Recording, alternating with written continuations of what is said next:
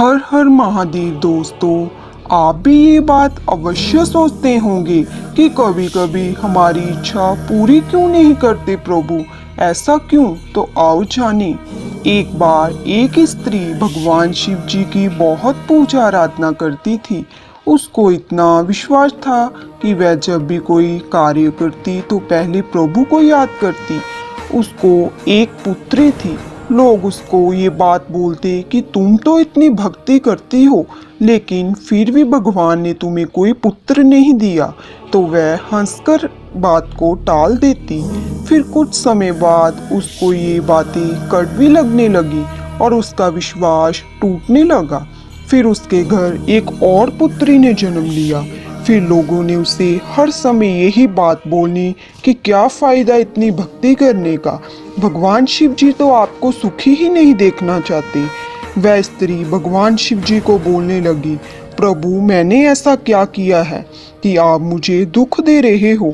उसका विश्वास टूट गया और उसके भगवान शिव जी की आराधना करनी छोड़ दी। लेकिन वह ये मांगती रहती कि मुझे एक पुत्र दे दो भगवान। फिर बहुत समय बाद उसके घर एक पुत्र ने जन्म लिया। वह बहुत खुश और लोगों ने भी उसको बधाइयाँ दी। फिर जब वो लड़का बड़ा हुआ तो उसका एक कार एक्सीडेंट में देहांत हो गया। वह फिर बहुत दुखी हुई। फिर भी वह प्रभु को कोसने लगी, ये क्या किया भगवान आपने? अगर आपने ऐसा ही करना था तो मुझे पुत्र क्यों दिया? भगवान शिव जी प्रकट हुए और बोले, मेरे बच्चे, मुझे ज्ञात था इसलिए तुम्हें मैं पुत्र नहीं दे रहा था। जब इस समय कितना दुख हुआ है आपको, मैं अपने भक्तों को कभी दुखी नहीं देख सकता।